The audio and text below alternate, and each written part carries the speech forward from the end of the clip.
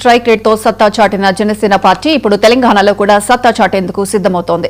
త్వరలో తెలంగాణలో జరగనున్న మున్సిపల్ ఎన్నికలకు కసరత్తు మొదలుపెట్టారు జనసేన నాయకులు. ఈ నేపథ్యంలో ఇతర పార్టీల నుండి యువకులు భారీగా జనసేనలో చేరుతున్నారు. తెలంగాణలో కూడా తామేంటో నిరూపిస్తామంటున్న జనసేన రాష్ట్ర ప్రధాన కార్యదర్శి రామ్ తాళ్లూరితో మా ప్రతినిధి తేజ ఫేస్ టు ఫేస్. ఆంధ్రప్రదేశ్లో 100% స్ట్రైక్ రేట్తో సత్తా చాటినటువంటి జనసేన పార్టీ తెలంగాణలో కూడా సత్తా చాటడానికి అయితే సిద్ధమవుతుంది. భారీగా కూడా జనసేన పార్టీలోకి ఇతర పార్టీల నుంచి చాలామంది భారీగా చేరుతున్నటువంటి పరిస్థితి ఉంది. ప్రస్తుతం మనతో అయితే మనం కూకట్పల్లిలో ఉన్నాము.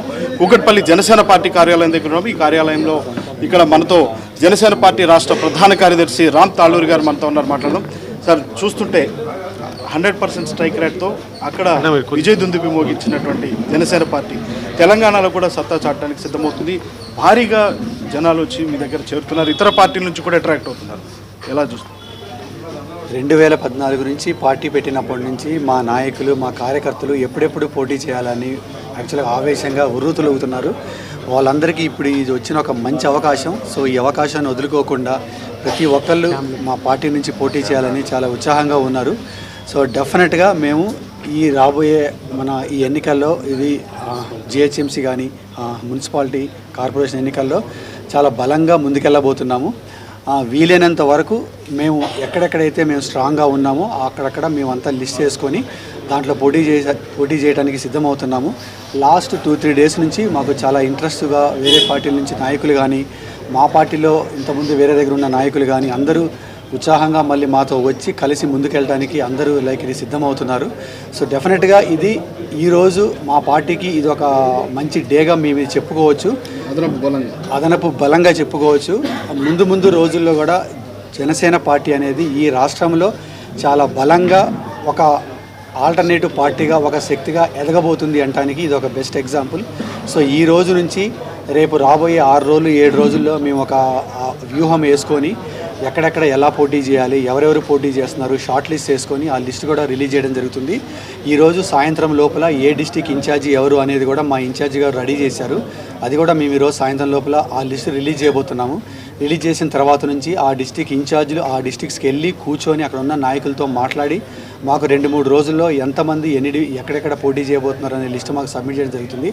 దాన్ని మా అధ్యక్షుల వారి దగ్గరికి తీసుకెళ్ళి అప్రూవల్ తీసుకొని 16th లోపల ఎక్కడెక్కడ పోటీ చేయబోతున్నాం అనేది మీడియాకి ప్రత్యక్షంగా మేము వివరించుకుంటాం. కానీ రామ్ గారు ఒక విషయం చూస్తే మొత్తంగా మీ దగ్గరికి జాయిన్ అవటానికి వచ్చేటువంటి ఎవరైనా కానీ ప్రధానంగా, ఎందుకంటే ఇక్కడ మన తెలంగాణలో ఇక్కడ కేసీఆర్ పాలన చూశారు, ఇప్పుడు రేవంత్ రెడ్డి పాలన చూస్తున్నారు. కానీ అక్కడ ఆంధ్రప్రదేశ్లో డిప్యూటీ సీఎంగా పవన్ కళ్యాణ్ గారు చేస్తున్నటువంటి పనులు, ఇటీవల కొండగట్టుకు ఆయన చేసినటువంటి ఆ విధంగా ఫండింగ్ చేయించినటువంటి విధానం, ఇవన్నీ చూస్తున్నప్పుడు మీ దగ్గరకు వచ్చేటువంటి వాళ్ళు అంటే ఏ కారణం చేత వస్తున్నారు అనేటువంటి ఎలాంటి అభిప్రాయాలను మీ దగ్గర వ్యక్తం చేస్తున్నారు? ముఖ్యంగా మీరు చూసుకుంటే ఇండిపెండెన్స్ డే మనకి ఇండిపెండెన్స్ వచ్చి 79 సంవత్సరాలు కావస్తున్నా ఒక డిప్యూటీ సీఎం అనే వాళ్ళ పేర్లు కూడా మనకి ఎవరికి గుర్తుండవు. అటువంటిది 1 సంవత్సరంలోనే ఒక డిప్యూటీ సీఎంగా ఉండి ఆయన ఇన్ని పనులు చేశాడు అంటే అంతకన్నా బెస్ట్ ఎగ్జాంపుల్ ఇంకేముండదు. దాన్ని చూసి చాలామంది అట్రాక్ట్ అవుతున్నారు. అదే ఇక్కడ మాకు కావాలి అంటే ఒకళ్ళ పక్షాన కాకుండా కూడా ఎక్కడ ఎవరికి ఏ ఇబ్బంది ఉన్నా సరే ఆయన అప్పటికప్పుడు మీరు కూడా చూశారు. మొన్న ఒక మీటింగ్లో పోలీస్ కానిస్టేబుల్ అనుకుంటా మా ఊరికి రోడ్ లేదంటే వితిన్ 2 minutesలో జీవో రిలీజ్ చేసినటువంటి నాయకుడు నాకు తెలిసి ఇండియాలోని ఎక్కడ లేడు. అదే నాయకత్వం మాకు ఇక్కడ కావాలి, తెలంగాణలో కావాలి. అట్లనే యువతకి రాజకీయాల్లో ఇంపార్టెన్స్ ఇవ్వాలి. ముఖ్యంగా యువత బాగా అట్రాక్ట్ అవుతున్నారు. ఎందుకంటే మా అధ్యక్షుల వారు ఎప్పటి నుంచి చెప్పేది కూడా మనం రాజకీయాలని కొత్త మార్పు తీసుకురావాలి, యువత రాజకీయాల్లోకి రావాలి, న్యూ ఆలోచనలు అనేవి రాజకీయ విధానాల్లోకి రావాలి, ఇవి చట్టాలు మారాలి, సంస్కరణలు అవ్వాలి. ఇవన్నీ అవ్వాలంటే న్యూ ఏజ్ పాలిటిక్స్ ఉండాలి. సో అదే దిశగా అలానే యూత్ ఎక్కువ అట్రాక్ట్ అవుతున్నారు. ఇది జంజీలు ఎక్కువ అట్రాక్ట్ అవుతున్నారు. బాగా చదువుకున్న వాళ్ళు ఎక్కువ అట్రాక్ట్ అవుతున్నారు. డాక్టర్లు కావచ్చు, ఇంజనీర్లు కావచ్చు, ఐటీ ఎంప్లాయీస్ కావచ్చు, లేకపోతే రకరకాల ఎంప్లాయీస్ వాళ్ళందరూ బాగా అట్రాక్ట్ అవుతున్నారు. దీంతోనే కాకుండా వివిధ రాజకీయ పార్టీల్లో ఉండి ఏమీ చేయలేక అసంగనంగా ఉన్న వాళ్ళు కూడా ఈ పార్టీలోకి వస్తే మనం ఒక మార్పు తీసుకురావచ్చు అనే దాంట్లో కూడా చాలామంది అట్రాక్ట్ అవుతున్నారు. కానీ ఇంకా ప్రధానంగా చూస్తే చాలామంది యువత రాజకీయాల్లోకి రావాలని చాలామంది లెక్చర్ చేస్తూ ఉంటారు, ఉపన్యాసాలు ఇస్తూ ఉంటారు, పిలుపులు ఇస్తూ ఉంటారు. కానీ ఇక్కడికి వచ్చినటువంటి యువ నాయకత్వానికి ఏవైనా కానీ జెండాలు పట్టుకోవటం, జెండాలు మోయటం, జేజేలు కొట్టడంతోనే సరిపోయినటువంటి పరిస్థితి. కానీ జనసేనలోకి వెళితే ఖచ్చితంగా మేము జేజేలు కొట్టడమే కాదు, మేము నాయకులుగా కూడా రూపాంతరం చెందే పరిస్థితి ఉంటుంది అనేటువంటి ఒక నమ్మకం, భరోసా కూడా వారి దగ్గర నుంచి ఎక్కువగా వినిపిస్తుంది.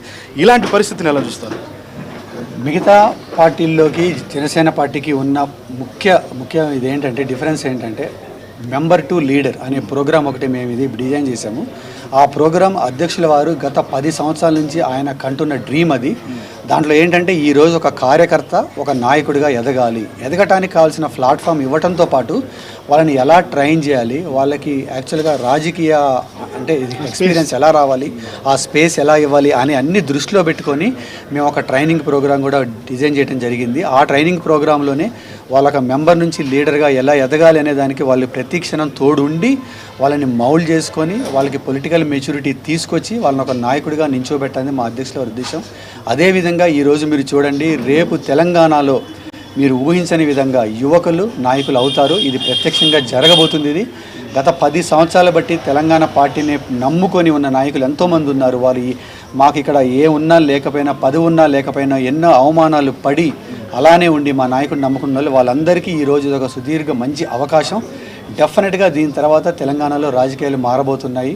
అదే దిశగా మా పార్టీ ముందుకెళ్ళబోతుంది. అదే రామ్ గారు, ఫైనల్గా ఒక విషయం చెప్పండి. ఎందుకంటే ఇప్పుడు ఒక పోటీ చేయాలి అని అంటే, ఇప్పుడు ఈ మున్సిపల్ ఎలక్షన్స్లో మీరు పోటీ చేయాలంటే చాలా రకాలైనటువంటి కామెంట్స్ జన సైనికులంతా కూడా ఎదురైనటువంటి పరిస్థితి వాళ్ళందరికీ. ఎందుకంటే మీ పార్టీ గ్రౌండ్ లెవెల్లో బలంగా లేదు, కార్యకర్తలు లేరు, ఇలాంటి ఎన్నో కామెంట్స్ ఎదుర్కొన్నారు. కానీ ఇప్పుడు మీరు పోటీ చేయాలంటే ఖచ్చితంగా మాకు బలం ఉంది, మేము పోటీ చేస్తాము అనేటువంటిది ఒక సత్తా మీరు నిరూపించుకోవాల్సిన అలాంటి ఛాలెంజ్ అయితే మీ ముందుంది. ఎలా పార్టీని స్ట్రెంథన్ చేయబోతున్నారు, ఎలా ముందుకు వెళ్ళబోతున్నారు? మీ అందరూ తెలుసుకోవాల్సిన ఏంటంటే క్యాడర్ బలంగా ఉన్న పార్టీ ఏదైనా ఉందంటే అది మా పార్టీయే. సో కాకపోతే ఇన్ని రోజులు బట్టి ఏంటంటే అవకాశాలు లేక వాళ్ళు పోటీ చేసే అవకాశం లేక చూస్తున్నారు. ఇంకోటి ఏంటంటే రాజకీయాల్లో గెలుపు ఓటమి సహజం. సో మేము గెలుస్తామని పోటీ చేయట్లేదు, మా వాళ్ళకి పోటీ చేసే అవకాశం ఇవ్వాలి. దానివల్ల వాళ్ళకు ఒక ఎలక్షన్ హియరింగ్ ఎక్స్పీరియన్స్ వస్తుంది. ఈ రోజు కాకపోతే నెక్స్ట్ గెలుస్తుంది. ఇప్పుడు మనకి లాస్ట్ టైం చూసుకుంటే ఎన్నో పార్టీలు గెలిచాయి ఓడిపోయాయి. ఇది కామన్ రాజకీయాల్లో. బట్ అట్లీస్ట్ పోరాటం, మొన్న ఆయన కూడా ఏం చెప్పారు అక్కడ, పోరాటం అనేది నేర్చుకోండి. పోరాటంలో మనం ఎప్పుడు ఉండాలి. రాజకీయాల్లో ఉండాలంటే పోటీ చేస్తూనే ఉండాలి. గెలుస్తామా ఓడుస్తామా అనేది మనకు సంబంధం లేదు. పోటీ చేద్దాం, గెలిచే వాళ్ళు గెలుస్తారు, ఓడిపోయే వాళ్ళు ఎక్స్పీరియన్స్లో తీసుకుంటారు, మళ్ళీ ఎన్నికల్లో పోటీ చేస్తారు. బట్ డెఫినెట్గా మేమైతే పోటీ చేస్తూనే ఉంటాం, గెలిచే వరకు పోటీ చేస్తూనే ఉంటాం. సో గెలిచే వరకు మేము పోటీ చేస్తూనే ఉంటాం, ఖచ్చితంగా ప్రజల పక్షాన నిలబడతాము. ఏదైనా కానీ జనసేన అనేటువంటిది ఖచ్చితంగా సత్తా చాటి తీరుతుంది అనేటువంటిది అయితే మాత్రం చెప్తున్నారు రామ్ తాళూరు. ఇది రామ్ తాళూరుతో face to face video journalist సునీల్తో తేజ 99 టీవీ కూకట్పల్లి నుంచి.